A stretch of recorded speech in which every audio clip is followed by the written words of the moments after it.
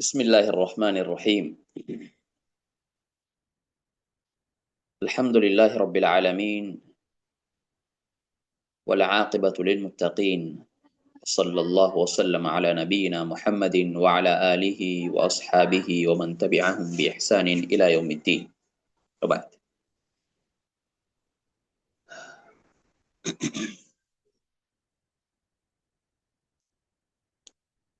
மதிப்புக்குரிய சகோதர சகோதரிகளே, இன்றைய அமர்வில் இன்ஷா அல்லாஹ் சூரத்துல் காரியாவுடைய விளக்கத்தை பார்ப்போம்.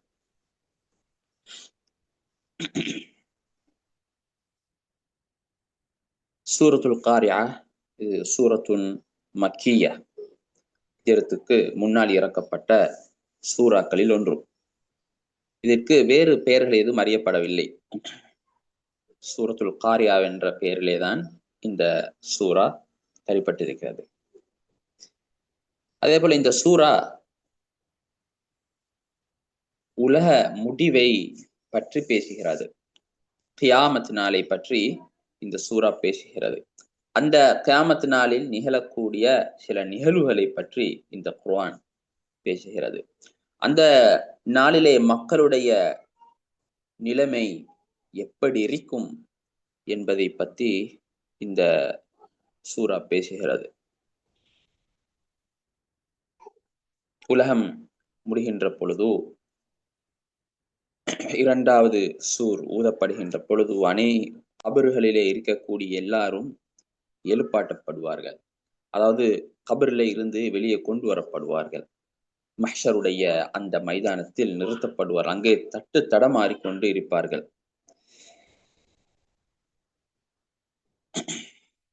அந்த சம்பந்தமாக அல்லாஹ் தஆலா இந்த சூறாவிலே சுருக்கமாக சொல்கிறான். அதே போல் இந்த கியாமத் நாள் நிகழ்கின்ற பொழுது இந்த உலகத்துடைய அல்லாஹ் தஆலா இந்த உலகத்திற்கு முளை கம்புகளாக வைத்திருந்த அந்த மலைகள், பெரும் பெரும் பலமான சக்தி வாய்ந்த அந்த மலைகளுடைய நிலைமை என்னவாகும் என்பதையும் இந்த சூறா சொல்லுகிறது. சாதாரணமாக இலகுவான காற்று அடிக்கின்ற பொழுது பறக்கக்கூடிய இந்த பஞ்சுகள் இருக்கிறது. அந்த பஞ்சை போல இந்த மலைகள் மாறிவிடும். பெரும் பெரும் கட்பாறைகளாக இருந்திருக்கும்.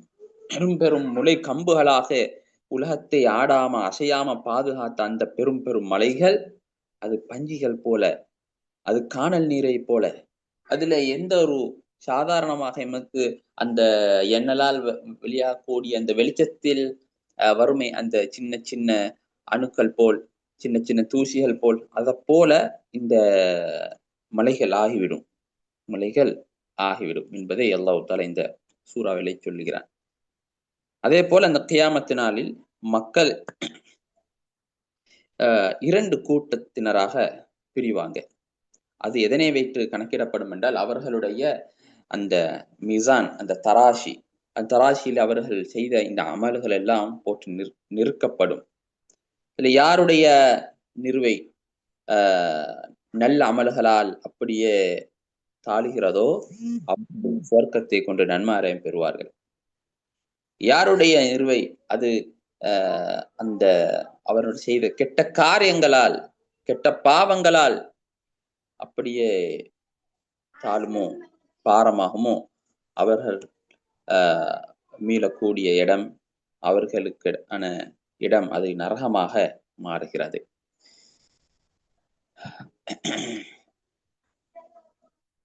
இந்த சூறாவுடைய ஆரம்ப 5 வசனத்தை பார்த்தோம் என்றால், அல் காரியா மல் காரியா வமா அதராக மல் காரியா யௌம யகூனு நாசு கல் ஃபராஷில் மப்தூஸ் வதகூனுல் ஜிபாலு கல் இஹ்னில் மன்ஃபூஷ். இந்த 5 வசனங்களையும் பார்க்கின்ற பொழுது இது முழுமையாக கியாமத் நாளை பற்றியும் அதனோடு சேர்ந்து வரக்கூடிய உலக அழிவு சம்பந்தமாக இந்த சூரா என்ன செய்கிறது, பேசுகிறது.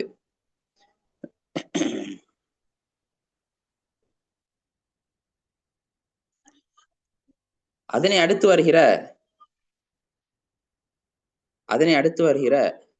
فأما من ثقلت موازينه فهو في عيشة راضية وأما من خفت موازينه فأمه هاوية وما أدراك ما هي نار حامية. இந்த 6 வசனங்களும் யாரு ஸ்ரீதேவிகள், யாரு மூதேவிகள், அங்கே யாரு பாக்கியமானவர்கள், பாக்கியத்தை பெற்றார்கள், யார் வெற்றியாளர்கள், யார் தோல்வியாளர்கள் என்றெல்லாம் பிரித்து காட்டக்கூடிய வசனங்களாக அந்த சூரா இருக்கிறது. சரி, இது இந்த சூறாவுக்கான சின்ன ஒரு முன்னுரை.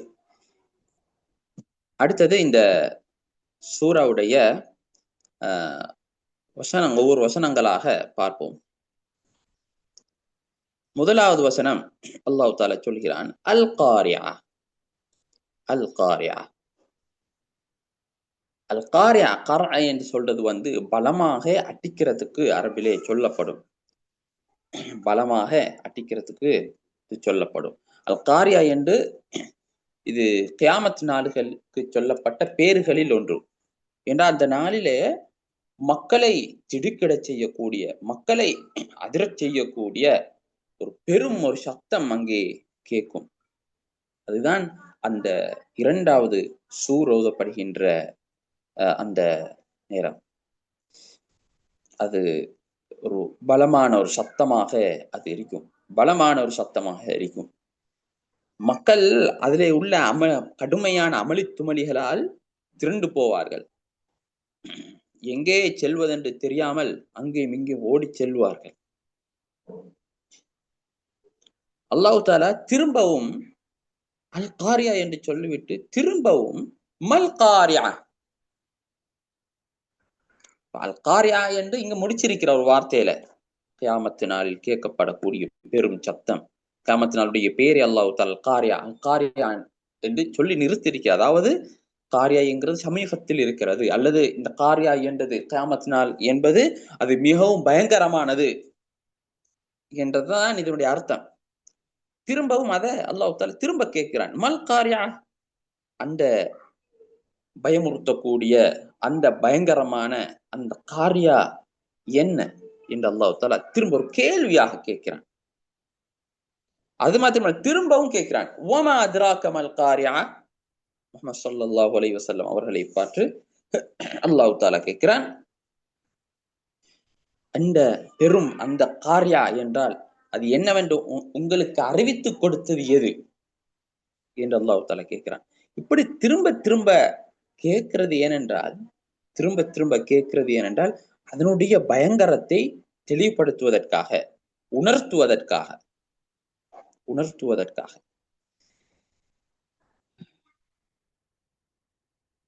இங்கே இப்னு ஜரீர் அத்-தபரி ரஹிமஹுல்லாஹ் அவர்கள் சொல்கிறார்கள், இது அல்லாஹ் நபி ஸல்லல்லாஹு அலைஹி வஸல்லம் அவர்களை பார்த்து கேட்டார்கள், காரியா என்றால், வமா அத்ராக மல் காரியா என்றால், அதாவது காரியா என்றால் அது என்ன என்று உமக்கு உணர்த்தியது எது, அறிவித்தது எது என்று. இப்னு ஆஷூர் ரஹிமஹுல்லாஹ் அவர்கள் சொல்கிறார்கள், இந்த உமக்கு என்று சொல்லியிருக்கக்கூடியது இது நபி ஸல்லல்லாஹு அலைஹி வஸல்லம் அவர்கள் மாத்திரம் கிடையாது. எனவே இந்த வசனத்தை கேட்கக்கூடிய ஒவ்வொருவரும், நான் கேட்கிறேன், நீங்கள் கேட்டுக்கொண்டிருக்கிறீர்கள், ஒவ்வொருவரையும் பார்த்து அல்லாஹ் தஆலா கேட்கிறான், வமா அத்ராக மல் காரியா, காரியா என்று உமக்கு அறிவித்து கொடுத்தது எது. இதனுடைய பதிலை அல்லாஹ் தஆலா பின்னால் சொல்கிறான், அந்த நாளில் என்ன நடக்கும் என்பதெல்லாம். பொதுவாக குர்ஆனிலே வரக்கூடிய அத்ராக என்ற இந்த வார்த்தைக்கு பின்னால் நிறைய இடங்களிலே இது வரும். பின்னால் அதுக்கான பதில் பின்ன உள்ள வசனங்கள் வரும். பின்ன உள்ள வசனங்களிலே அது வரும். இதை நம்ம அரபு மொழியிலே சொல்லுவோம், இது ஒரு இறந்த காலம். அத்ராக என்ற வார்த்தை, அத்ராங்கிறது இறந்த காலம். இதே ஒரு நிகழ்காலத்தில் அல்லது அது எதிர்காலத்தில் பயன்படுத்தப்பட்டால், யுதிரிக்கேனும் சில இடங்களில் வரும். அப்படி பயன்படுத்தப்பட்டால் அதுக்கு பின்னால் அதனுடைய பதில் வரமாட்டாது. ஏனென்றால் நபி ஸல்லல்லாஹு அலைஹி வஸல்லம்க்கு அது தெரியாது. அது அடிப்படையிலே அதை பற்றியான எந்த ஒரு அறிவும் நபி ஸல்லல்லாஹு அலைஹி வஸல்லம் அவர்களுக்கு கிடையாது. அல்லாஹ்வுக்கு மாத்திரம் அது சொந்தமானது. சரி, இதுவும் அப்படித்தான். ஆனா அல்லாஹ் தான் அறிவித்து கொடுப்பான், இது இப்படித்தான் நடக்கும், இப்படியான நிகழ்வாத்தாக இருக்கும் என்றதை அல்லாஹ் தஆலா குர்ஆன் அத்ராக என்ற வார்த்தை வருகின்ற பொழுது பின்னால் அதுக்கான பதிலையும் அல்லாஹ் தஆலா சொல்லிடுவான். சரி, இதே மாதிரி தான் பாருங்க, அல் காரியா, மல் காரியா, வமா அத்ராக மல் காரியா. இதே போலதான் சூரத்து அல் ஹாக்காலே அல்லாஹ் தஆலா சொல்றான், அல் ஹாக்கா மல் ஹாக்கா வமா அத்ராக மல் ஹாக்கா. இதே மாதிரியான போங்கில் அல்லாஹ் தஆலா சொல்றான். அதுவும் கியாமத் நாளை பற்றி பேசுகின்ற ஒரு அத்தியாயம். அல் ஹாக்காண்ட ஹக்கு சத்தியம் உண்மையாக அல்லாஹ் தஆலா வைத்திருக்கிற அந்த கியாமத் நாள் அது வந்துதான் தீரும் என்பதை அல்லாஹ் தஆலா அடிச்சு சொல்கிறான். சரி,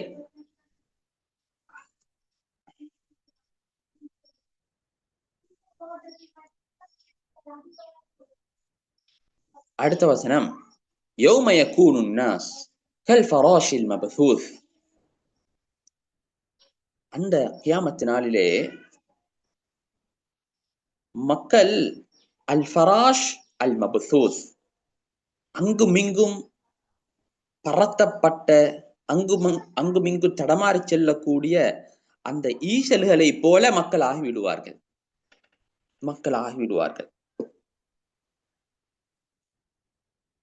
நமக்கு தெரியும், ஈசல் என்று சொல்லுகின்ற பொழுது அது ஒரு இடத்தில் இருக்க மாட்டாது. எங்கும் இங்கும் பறந்து கொண்டு போகும். எங்க போறது என்று அதுக்கே தெரியாம இருக்கும். அப்படியான நிலைமை அதுக்கு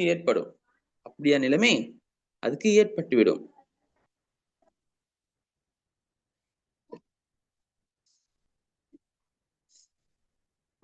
வாஹித் ரஹிமஹுல்லா சொல்றாங்க, அல் ஃபராஷ் அப்படிங்கிறது இங்க அல் ஃபராஷ் என்று பாய்க்கப்பட்டிருக்கு. நான் ஈஸ்வர என்ற அர்த்தத்தை சொன்னேன். அதாவது எங்களுடைய பார்வையில் எங்களுடைய சொல்வதாக இருந்தால் அதுதான். அதாவது ஃபராஷ் என்று சொல்றது லேசான இறக்கையை கொண்ட சின்ன ஒரு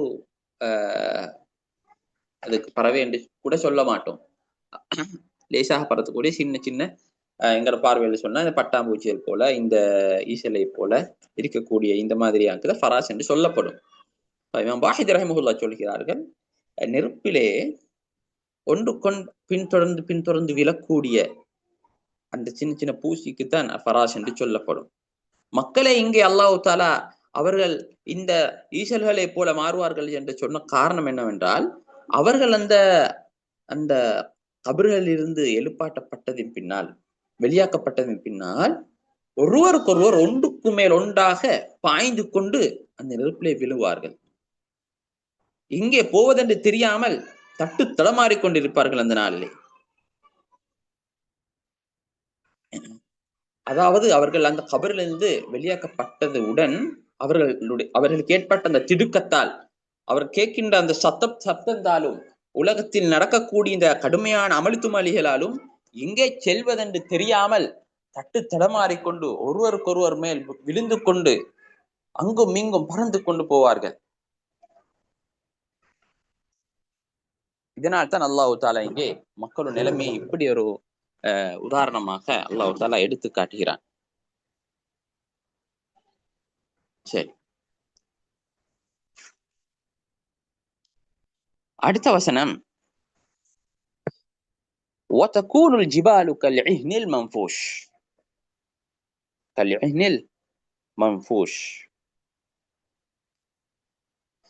மலைகள் அப்படியே அந்த பிரிந்து பிரிந்து அங்கும் இங்கும் இருக்கக்கூடிய இந்த பஞ்சுகளை நம்ம என்ன செஞ்சா பிச்சு அங்கங்க வச்சா எப்படி இருக்குமோ அப்படி மலைகள் ஆகிவிடும். மலைகளுக்கு அந்த பலம் இருக்காது, சக்தி இருக்காது. அதனுடைய பாரம் அப்படியே இல்லாமல் போய் அது ஆகாயத்தில் மேலே ஒரு பறக்கக்கூடிய மேகங்களை போல ஆகிவிடும். அது ஆகிவிடும்.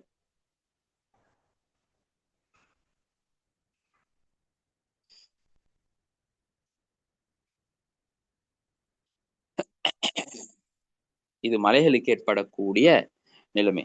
அந்த பொதுவாக கியாமத் நாள் என்று சொல்லுகின்ற பொழுது நம்ம இரண்டாக பிரிப்போம். அதை ஒன்றிருக்கிறது தனி மனிதருக்கு அல்லாஹ் தஆலா ஏற்படுத்திய கியாம். அதுக்கு நாம சொல்லுவோம் அல் கியாம் அஸ்ஸகீர் அல்லது அல் கியாமா சுக்ரா என்று சொல்லுவோம். அதாவது அந்த மனிதனுக்கு அல்லாஹ் தஆலா அவன் பிறப்பதற்கு முன்னாலே என்ன செய்து விட்டான், அவனுக்கு எண்ணப்பட்ட மூச்சுகள் கொடுக்கப்பட்டது. அவனுடைய ரூஹ் அவனுடைய தொண்டை குழியை எத்துகின்ற பொழுது அப்பொழுது அவன் அந்த மர்மையை கண்டு விடுவான். அவனுக்கு ஏற்பட போகின்ற எல்லாத்தையும் அவன் கண்ணூடாக பார்த்து விடுவான். அதுக்கு பின்னால் அவன் அடக்க செய்யப்படும். கபர் என்பது அவனுடைய மர்மையினாலே முதலாவது வீடு. இன்னொன்று இருக்குது உலக முடிவு. உலகத்துக்கும் அல்லாஹ் தஆலா ஒரு அஜரை ஏற்படுத்தியிருக்கிறார், ஒரு காலத்தை நிர்ணயித்து வச்சிருக்கிறான். அதுவும் குறுகிய காலம்தான் இருக்கும். அதுக்கு பின்னா உலகமும் அப்படியே அழிந்து போய்விடும். இந்த மலைகள் தான் உலகத்துடைய முளை கம்புகளாக அல்லாஹ் தஆலா ஆக்கி வச்சிருக்கிறான். இந்த மலைகளோட நிலைமை இவ்வாறு மாறினால் உலகத்துடைய நிலைமை என்னவாகும்? நட்சத்திரங்கள் எல்லாம் உதிர்ந்து விழ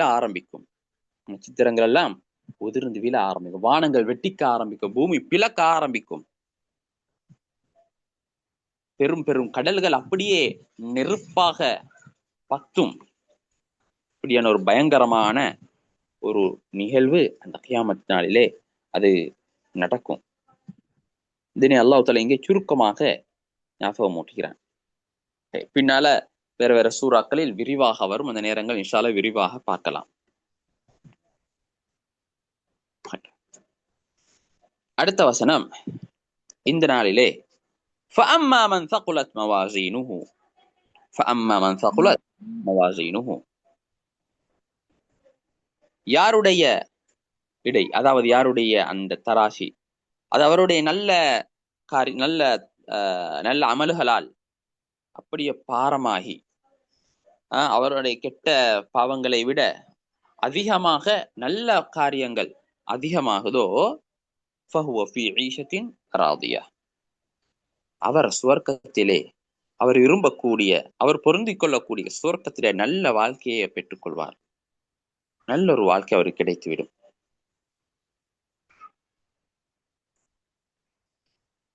فَأَمَّا مَنْ ثَقُلَتْ مَوَازِينُهُ فَأُولَئِكَ هُمُ الْمُفْلِحُونَ சூரத்துல் அராஃபில் அல்லாஹ் தஆலா சொல்றான், யாருடைய நல்ல அமல்களால் அவருடைய தராசி அப்படியே பாரமாகுமோ அவர்கள் தான் வெற்றியாளர்கள்.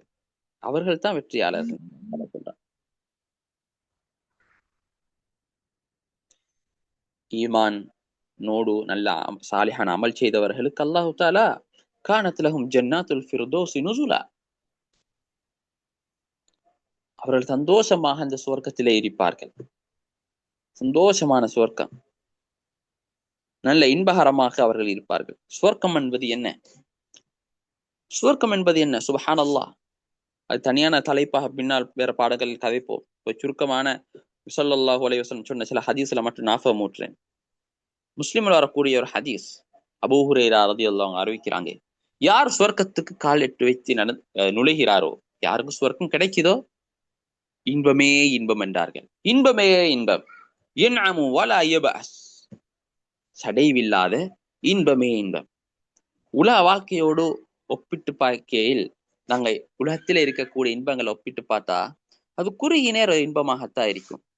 ஒரு குறுகிய நேர இன்பம், அதுக்கு பின்னால் அந்த இன்பம் சடைவாக மாறிவிடும். எப்பொழுதுமே இன்பமாக இருக்க முடியாது. அப்படி தொடர்கின்ற சந்தர்ப்பத்தில் அவர் நோயாளியாக மாறிவிடுவான். இன்பத்தை அனுபவிக்க இயலாதவனாக மாறிவிடுவான். இது உலகத்திலே இருக்கின்ற. ஆனா சுவர்க்கம் அப்படி கிடையாது. யன்அமு லா யபஅஸ், இன்பமே இன்பம்.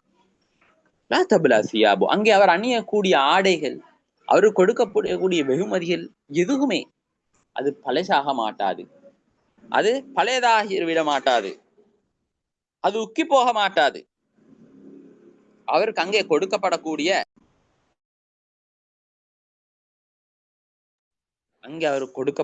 அந்த அவருக்கு அந்த வாலிபம், அது ஸல்லல்லாஹு அலைஹி வஸல்லம் அவர்கள் சொன்னார்கள், வலா யஃப்னா ஷபாபுஹு, அவருடைய இந்த வாலிபம் அழிந்து விட மாட்டாது, அவரை விட்டும் போய்விட மாட்டாது. அது எவ்வளவு காலம் தாண்டியாலும் சரி, நாட்கள் அல்ல, வாரங்கள் அல்ல, வருடங்கள் அல்ல, காலம் பல நூற்றுக்கணக்கான ஆண்டுகள் கழிந்தாலும் அவருடைய வாலிபமாகவே இருக்கும். அது அழிய மாட்டாது. அவ்வளவு இன்பமே இன்பமாக அவர்கள் இருப்பார்கள். அதுதான் சுவர்க்கம். இதே போல இன்னொரு ஹதீஸும் முஸ்லிமிலே வருது. அந்த செய்தியை அபூ ஹுரைரா ரலியல்லாஹு அன்ஹு அவர்களும் அபூ சயீத் அல்-குத்ரி ரலியல்லாஹு அவர்களும் அறிவிக்கிறாங்க. ஒரு அழைப்பாளர் அழைப்பார்.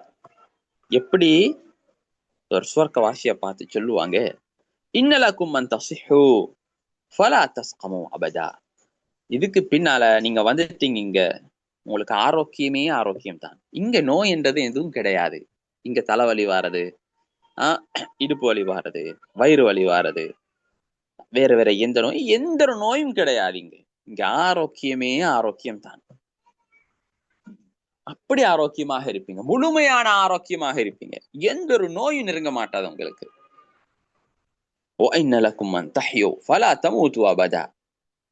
நீங்க இதுக்கு எழுப்பாடப்பட்டுட்டீங்க, சுவர்க்கத்துக்கு வந்துட்டீங்க. இந்த வாழ்க்கை இதுக்கு முடிவு கிடையாது. நீங்க மரணிக்க மாட்டீங்க, இங்க மௌத்து கிடையாது.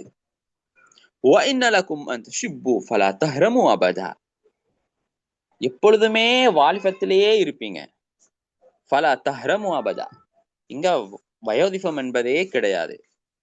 நீங்க கஷ்டமாக சிரமமான ஒரு நிலைமைக்கு தள்ளப்பட மாட்டீங்க. எல்லாம் உற்சாகமா செய்யக்கூடிய, உச்சமாக இன்பு அனுபவிக்கக்கூடிய நிலைமையில் தான் இந்த சுவர்க்கத்துல நீங்க இருப்பீங்க. அதனை பின்தொடர்ந்து அவர்கள் நபி ஸல்லல்லாஹு அலைஹி வஸல்லம் சொன்னாங்க, அந்த அந்தந்த அழைப்பாளர் எப்படி சொல்வாருண்டா, இங்க இன்பமே இன்பம்தான். இங்க அந்த இன்பத்துக்கு எல்லை கிடையாது. இங்க சோர்வடைய மாட்டீங்க, இங்க இந்த சிரமத்தையும் நீங்க பெற்றுக்கொள்ள மாட்டீங்க என்று அறிவிப்பாங்க. இதுதான் சுவர்க்கத்துடைய சுருக்கம். இப்படித்தான் நம்ம சுவர்க்கத்தில் இருப்போம். உலக வாழ்வுக்கு நேர்மாற்றமானது. எனவேதான் நாம சொல்றோம், உலகத்துல வாழுகின்ற பொழுது எங்களுடைய அடிப்படையான சிந்தனையாக இருக்க வேண்டும், என்னுடைய ஆகிராவுடைய வாழ்க்கையை நாம் எப்படி சரி செய்து கொள்வது, நான் எப்படி சுவர்க்கத்தை அடைந்து கொள்வது. அல்ஹம்துலில்லாஹ், ரமதான் மாதத்திலே இருக்கிறோம். கடைசி கட்டங்களில் நாம் இருந்து கொண்டிருக்கிறோம். நிறைய தொழுகைகளை தொழுதிருப்போம், நிறைய துஆக்களை கேட்டிருப்போம், நிறைய திக்ருகளை செய்திருப்போம். நிச்சயமாக சத்தியமா அல்லாஹ் தஆலா அந்த எங்களுக்கு ஏற்படுத்தின அல்லாஹ் சுவர்க்கத்தை அல்லாஹ் தஆலா பெரும் பெரும் கோட்டைகளால், பெரும் பெரும் தோடங்களால், இன்பமான அந்த பழங்களால், அந்த ஹூர்லின் பெண்களால் அல்லாஹ் நிரப்பி இருப்பான், இது நிரப்பெரிப்பான். இதனை இன்னும் நாம் நிரப்புவதற்கு ஆசைப்பட வேண்டும். ரமதான் முடிந்த பின்னாலும் திரும்பவும் அந்த பாவங்கள் செய்து அதனை இல்லாமலாக்கி விடக்கூடாது. செய்யக்கூடிய சில பாவங்களால் செய்யப்படக்கூடிய அனைத்து நன்மைகளும் இல்லாமல் போய்விடும். எனவே எச்சரிக்கையாக இருந்து கொள்வோம். நிறைய நன்மைகளை செய்திருப்போம். தொடர்ந்து நாம் எப்படி இப்ப நான் அமல்களை ஈடுபடுறோமோ அதே மாதிரி அல்லது அதை விட அதிகமாக தொடர்ந்து அமல்களை செய்து அல்லாஹ்வுக்கு மாத்திரமே எங்களுடைய கல்வை அப்படி அர்ப்பணித்து அவனுக்காக வேண்டி மாத்திரமே வாழக்கூடிய கூட்டத்தில் நாம் இருக்க வேண்டும் என்ற நம்பிக்கையோட வாழ்வோம். அதுக்கு மாற்றமான ஒரு கூட்டம் தான் அவனுடைய பாவங்கள் அதிகமாகி அவனுடைய எடை அந்த தராசி அப்படியே பாரமாகிவிடும். நன்மைகள் இல்லை, பாவங்கள் மாத்திரம். இது காஃபிர்களுக்கு கொடுக்கப்படக்கூடிய தண்டனை என்று முஃபஸ்ஸிருங்க சொல்லியிருக்கிறாங்க. சரி, ஆனால் இந்த இடத்திலே முஸ்லிம்களுக்கும் சொல்லப்பட்டிருக்கிறது. அது எப்படி என்றால், சொல்றாங்க, இந்த இடத்தில் நாம் காஃபிர் என்ற விளக்கத்தை கொடுத்தால் முழுமையாக பாவம்தான் வைத்தால் அவன் இங்க செய்த எந்த ஒரு நல்ல அமலுக்கும் அங்கே கூலி கொடுக்கப்பட மாட்டாது. அவனுக்கு நரகம்தான், அவனுடைய இடம் நரகம்தான். ஆனா இங்கே முஸ்லிம் என்று வைத்தாலும் அது பொருத்தமாகும். அதுக்கான விளக்கம் எப்படி என்றால், அந்த தராசிலே பாவங்கள் அதிகமாக மாறி நன்மைகள் கொஞ்சமாக இருக்கும். இப்படி இருக்கின்ற நேரத்தில் அவனை நரகத்துக்கு போட்டு அந்த செய்த பாவங்களுக்கு ஏற்ற தண்டனையை அவன் அனுபவித்த பின்னர் அல்லாஹ் தஆலா அதுக்கு பின்னால் சுவர்க்கத்துக்கு அனுப்புவான். சரி, இப்ப பார்ப்போம். அம்மா மன் ஹஃபத் மவாசீனுஹு, யாருடைய கெட்ட செயல்கள் செய்து அவர் அதன் மூலமாக பாவங்கள் செய்து அவருடைய அந்த நல்ல இந்த மீசான் தராசி பாரமாகாமல்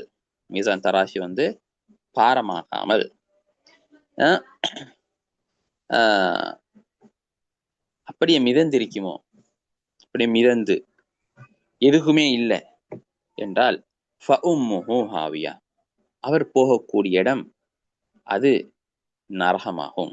அது நரகமாகும். இந்த ஃபஉம்முஹு என்றால் என்னவென்றால், ஃபஉம்முஹு ஹாவியா என்பதிலே 3 கருத்துக்கள் இருக்கிறது. 3 கருத்துக்கள். ஒன்று, போகக்கூடிய இடம் நரகம். ஹாவியா என்கிறது நரகத்துக்கு சொல்லப்படும். ஃபஉம்முஹு என்கிறது அவர் போகக்கூடிய இடம், அவர் தங்கக்கூடிய இடம், அவர் வசிக்கக்கூடிய இடம். ஃபஉம்முஹு என்றால் வசிக்கக்கூடிய இடம், ஹாவியா என்றால் நரகம் என்றது ஒரு அர்த்தம். ஏனென்றா ஹாவியா என்பது அரபு மொழியிலே சொல்வார்கள் விழுவது. அவர்கள் அங்கு நரகத்திலே விழுவார்கள், நரகத்திலே விழுந்து விடுவார்கள்.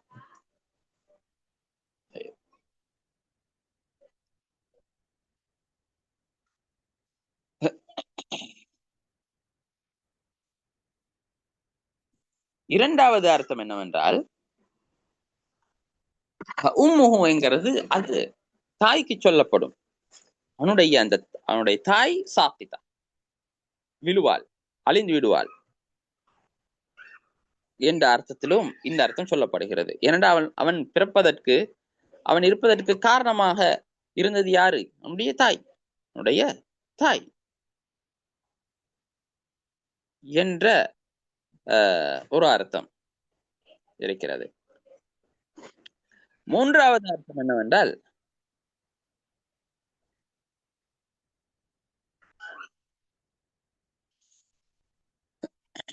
நரகத்திலே அவன் தலக்குப்பர என்ன செய்வான்?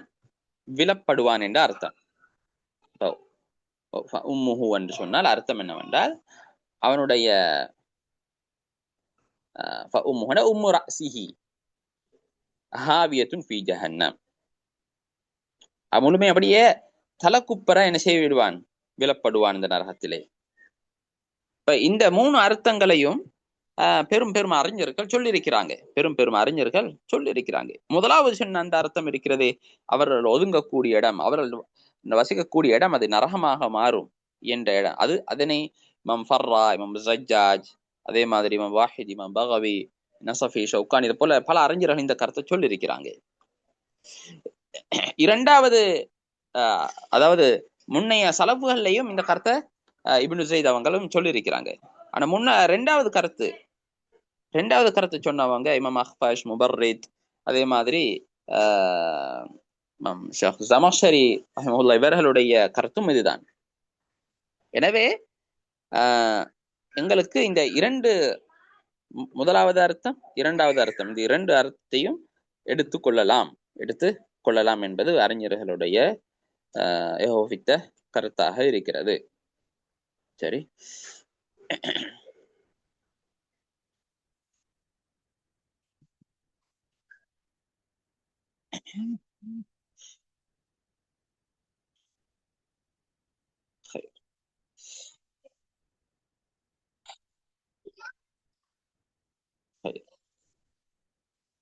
அடுத்தது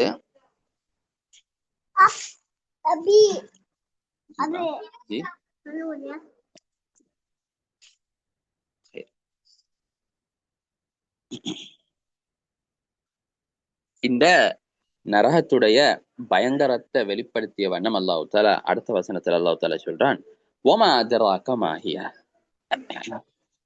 முன்னால சொல்லப்பட்ட இந்த ஹாவியா என்று சொல்லக்கூடிய இந்த பெரும் பள்ளம், பெரும் அந்த நரக குழி, அது என்னவென்று உமக்கு அறிவித்தது என்ன?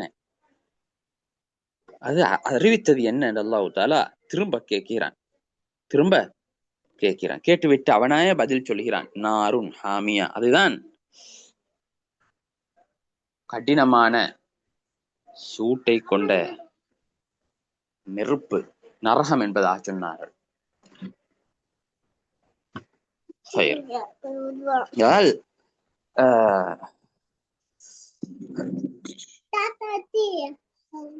நரகத்துடைய விடயங்களை நாம் அதிகமாக சிந்தனை செய்ய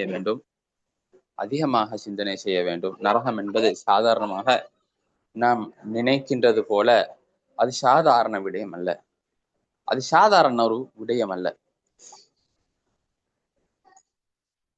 புகாரி முஸ்லிமிலே ஸல்லல்லாஹு அலைஹி வஸல்லம் அவர்கள் சொன்னார்கள், இந்த செய்தி அபூ ஹுரைரா ரலியல்லாஹு அன்ஹு அறிவிக்கிறாங்க, இன்னல் அப்த லா தகல்லமு பில் கலிமா மா யதபையனு மா ஃபீஹா ஒரு மனிதன் ஒரு வார்த்தையை பேசுவான், அவனுக்கு அதனுடைய விபரீதம் என்னவென்று உனக்கு தெரிஞ்சிருக்க, அவன் பெரிய அளவுல சிந்திச்சிருக்க மாட்டான். ஆனால் அதன் மூலமாக அவன் நரகத்திலே ஆஹ் கிழக்குக்கும் மேற்குக்கும் மத்தியில எந்த அளவு தூரம் இருக்குது அந்த அளவு அளவுக்கு அவன் நரகத்திலே விழுத்தாட்டப்படுவான் என்று, அவன் நுழைவான் என்று நபி ஸல்லல்லாஹு அலைஹி வஸல்லம் சொன்னார்கள். அவ்வளவு ஒரு பயங்கரமானது. எங்களுடைய ஒவ்வொரு செயல்களும் அது அங்கே மீசானிலே போடப்படும். அது அதிகமாக செய்திருக்க வேண்டும் என்றதெல்லாம் கட்டாயம் கிடையாது. குறிப்பிட்ட சின்னதாக இருந்தாலும் அதுக்கு பாரம் இருந்தோம் என்றா, பாரம் இருந்துச்சுண்டா அதான் ரொம்ப ஆபத்தானது. அதுதான் மிக ஆபத்தானது. நன்மையான காரியம் அப்படித்தான். லேசாக நாம் சுப்ஹானல்லாஹ் என்று சொல்கிறோம். இதனூடாக கூட சுவர்க்கத்துக்கு அடையலாம். அல்லாஹுடைய ரஹ்மத், அல்லாஹுடைய பொருத்தத்தின் மூலமாக நமக்கு சுவர்க்கத்துக்கு போகலாம். சாதாரண ஒரு வார்த்தை. எனவே எங்களிடம் இருந்து வெளியாகக்கூடிய ஒவ்வொரு வார்த்தைகள், செய்யக்கூடிய ஒவ்வொரு செயல்கள், இவைகளை அனைத்தும் அங்கே நிறுக்கப்படும். நரக நெருப்பை பற்றி நபி ஸல்லல்லாஹு அலைஹி வஸல்லம் சொல்கிற ஹதீஸ் புகாரியிலே முஸ்லிம்லே வருது.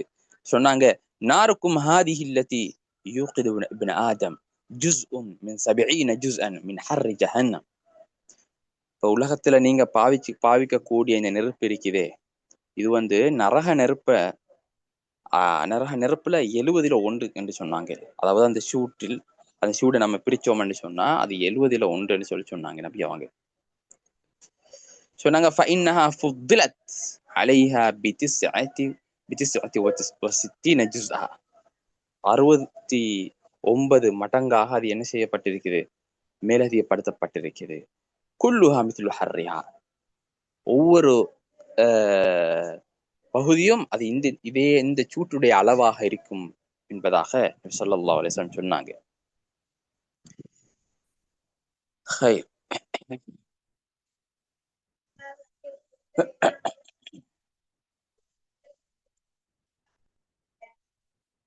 اللهم صل على محمد.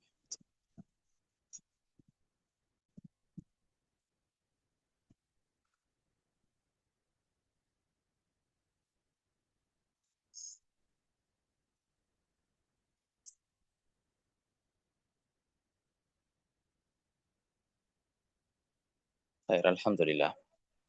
அடுத்தது, இந்த சூராவுக்கு முன் உள்ள இந்த சூரா அல் ஆதியாத்திலே அல்லாஹ் தஆலா அந்த கபர்ல இருந்து மக்கள் அப்படி எழுப்பாட்டப்படுவார்கள் என்ற செய்தியை அல்லாஹ் தஆலா அங்க சொல்லிட்டு, அதுக்கு பின்னால் அது எப்ப நடக்கும் என்கிறத அல்லாஹ் தஆலா இந்த சூரால அல் காரியால சொல்றான்.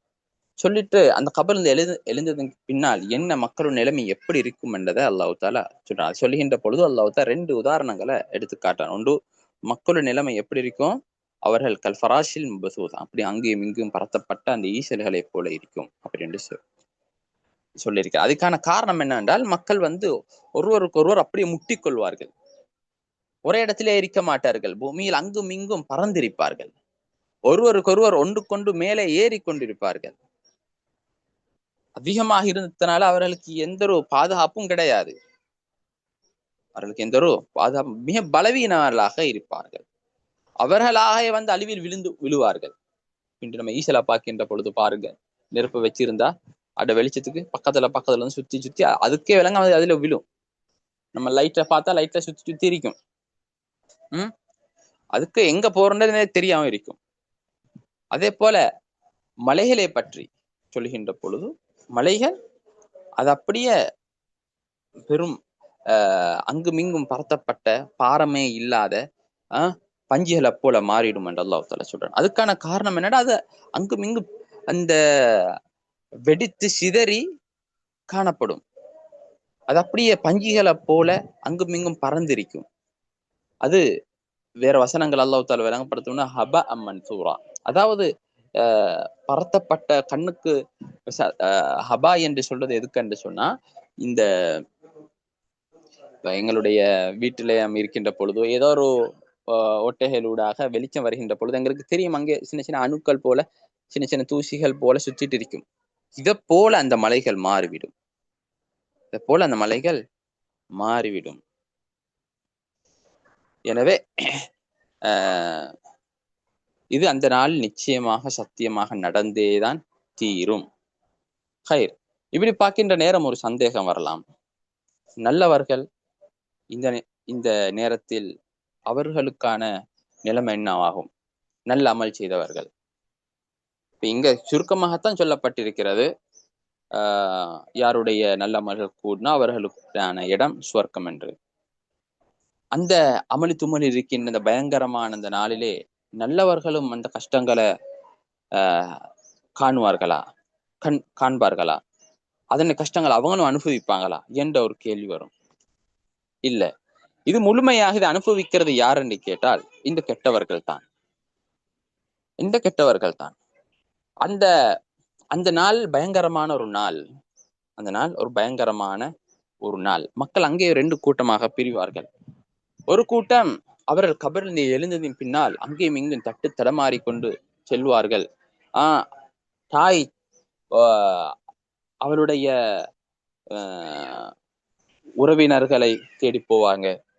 ஆனா அல்லாஹ் தஆலா சொல்றான், யௌம யஃபிருல் மர்உ மின் அஹி வ உம்மிஹி வ அபி. ஒருவரும் அவர்களை பார்த்து விரண்டு ஓட ஆரம்பிப்பாங்க. அவங்களாக பாதுகாத்துக்குள்ள பார்ப்பாங்க, முயற்சி செய்வாங்க. தந்தை கிட்ட மகன் வரமாட்டான். சகோதர சகோதரிகள் பிரிஞ்சு ஓடிடுவாங்க. தாய் மகனோட பேசுகின்ற பொழுதோ விட்டுட்டு ஓடிடுவாங்க. மகனும் மகளும் பிள்ளைகள் எல்லாம் வாப்பா உம்மா என்று சென்ற பொழுது உம்மா அப்பா ஓடிடுவாங்க. அப்படியான பயங்கரமான நிலைமை அங்க உருவாகும் சில கூட்டத்துக்கு. இவர்கள் பாவிகள். சுருக்கமாக சொல்றேன். இதுக்கு பல ஆதாரங்கள் வேற வேற ஹதீஸ்கள்ல, அதே மாதிரி வேற வேற குர்ஆன் வசனங்கள்ல இருக்குது. சுருக்கமாக உங்களுக்கு முன்வைக்கிறேன். இன்னொரு கூட்டம் அவங்க சாலிஹீன்கள். அல்லாஹ் தஆலா அந்த நாள்ல அவங்களோட குடும்பத்தை ஒன்று சேர்த்துடுவான். அவங்க கபரில் எழுப்பாட்டப்பட்டதன் பின்னால அவங்க முழுமையாக ஒரு கூட்டமாக ஒன்று சேர்ந்துடுவாங்க. அல்லாஹ் தஆலா ஒன்று சேர்த்துடுவான்.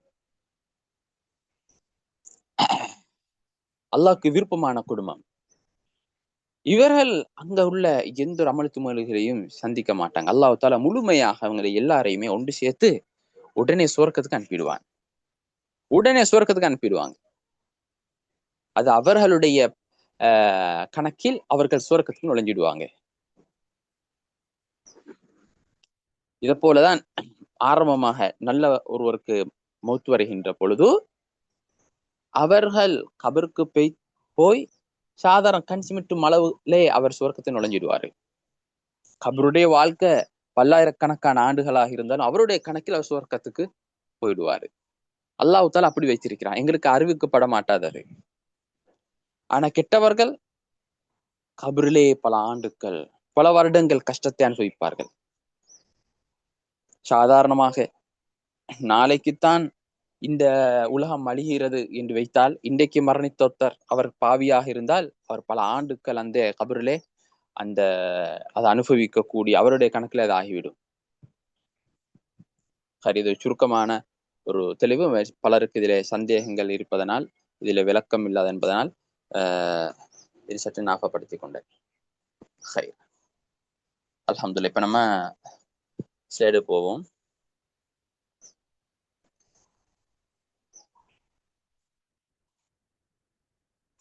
சரி, வாட்சவங்க டன்னு போடுங்க. அவசரமா போவோம். சொல்லப்பட்ட தேவையான விஷயங்கள் நான் விளங்கப்படுத்திட்டேன். வாட்சா டன்னு போடுங்க. அடுத்த பக்கத்துக்கு போவோம்.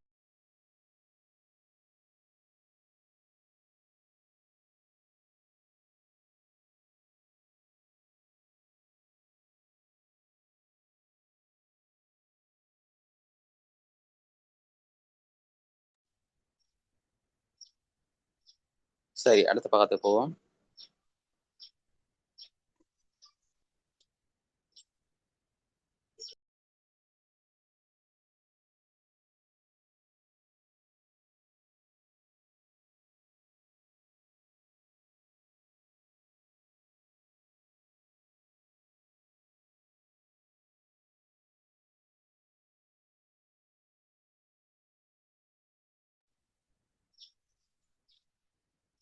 சரி, அடுத்தது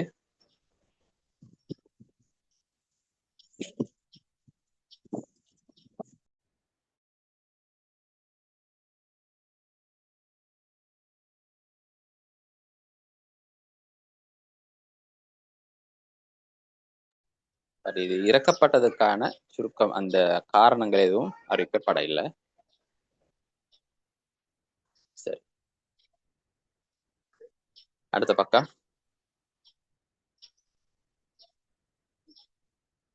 இதுக்கு தனிப்பட்ட சிறப்புகளும் எதுவும் கிடையாது. ஆனால் கிசாருல் முஃபஸ்ஸல் எல்லாம் உண்டு. கிசாருல் முஃபஸ்ஸல் சூறாக்களில் ஒன்று இது. இந்த சூறாவுக்கண்டே சுருக்கம் நபி ஸல்லல்லாஹு அலைஹி இப்படி ஓதின இது கிடைக்கும் அது கிடைக்கும் என்று எந்த ஒரு சிறப்பும் சொல்லப்பட இல்லை. அடுத்தது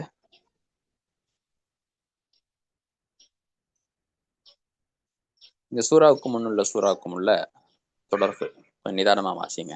வாசிச்சுட்டு டன் போடுங்க.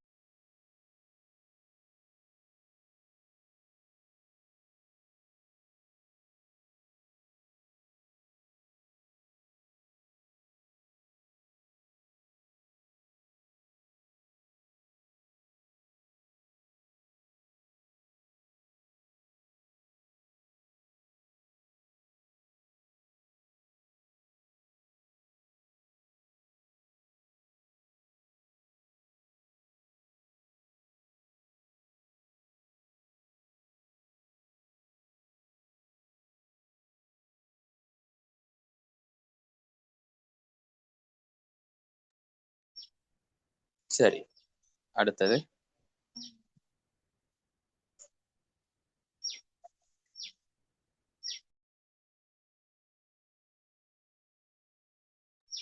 அமைதியா வாசிங்க. நான் சொன்ன எல்லா விடயங்களையும் சிந்திச்சு இதை வாசிங்க.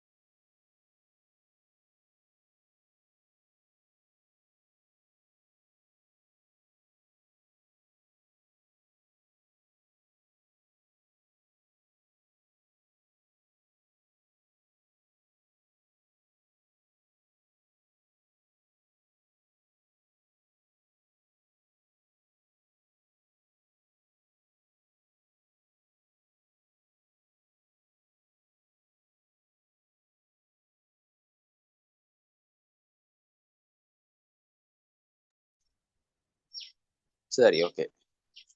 சொற்களுக்கான அர்த்தத்தை பார்ப்போம்.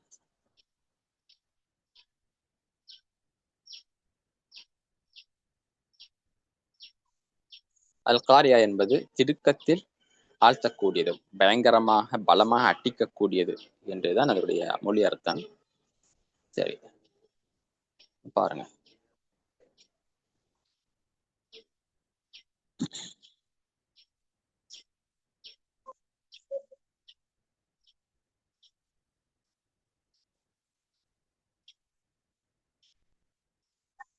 மபுசூசன்டா அங்கேயும் இங்கேயும் பரத்தி பரத்தி வச்சா எப்படி இருக்குமோ அதுக்கிட்ட மபுசூசன் சொல்லப்படும்.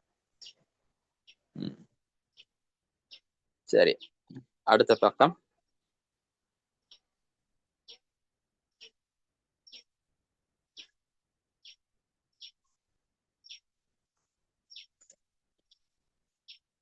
இங்க பாருங்க, கல் இஹ்னில்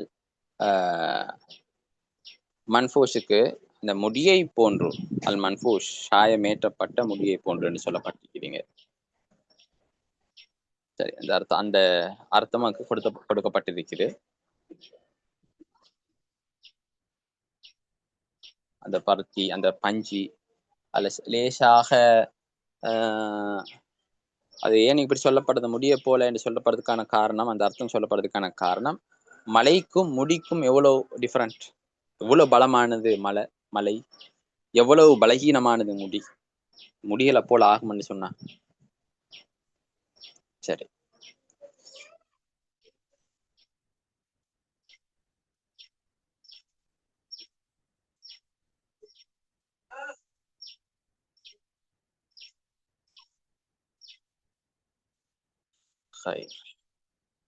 அடுத்தது போவோம்.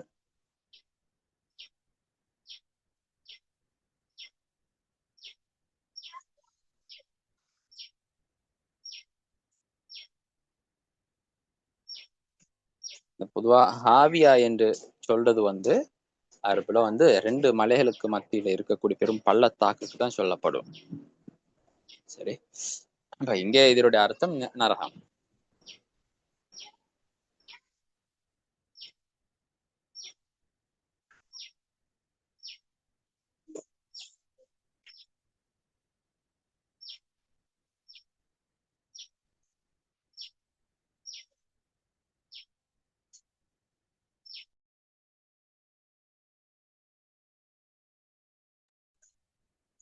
இப்ப நம்ம ஒவ்வொரு வசனத்துக்கான விளக்கத்தை அனுப்புவோம்.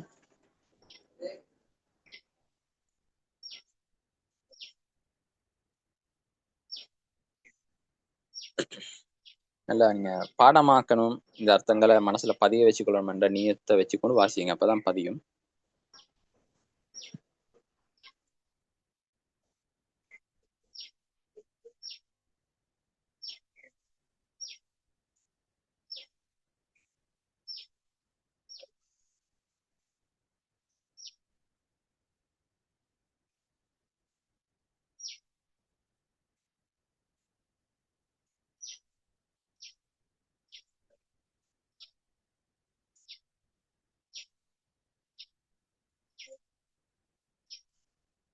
அடுத்தது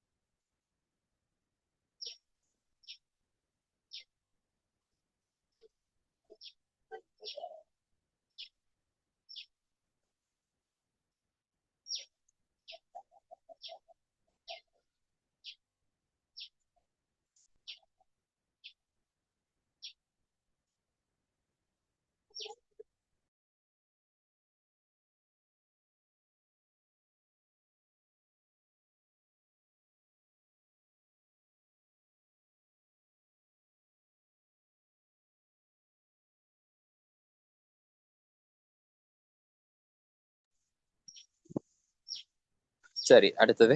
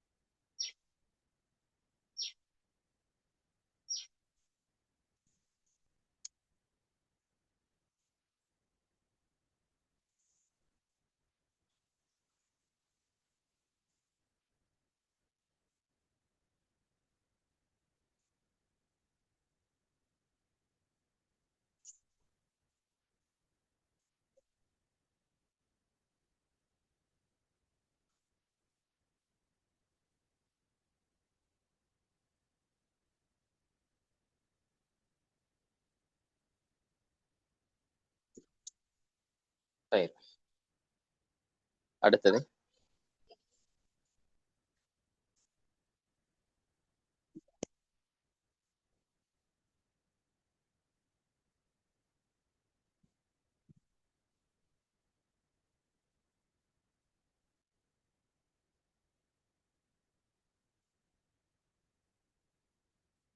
அல்ஹம்துலில்லாஹ்.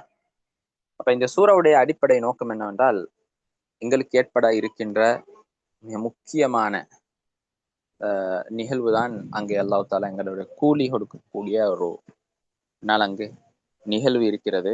அதிலே நாம் செய்யக்கூடிய ஒவ்வொரு செயல்களுக்கும் அல்லாஹ் தாலா அங்கு வெகுமதிகளை தருவார். அது நல்லதாக அமைய வேண்டும். எங்களுடைய நன்மையான காரியங்களால் எங்களுடைய தராசி பாரமாக வேண்டும். எங்களுடைய தராசி பாரமாக வேண்டும். அதிகமாக சுப்ஹானல்லாஹி பிஹம்திஹி சுப்ஹானல்லாஹில் அஸீம் ஸல்லல்லாஹு அலைஹி சொன்னாங்க.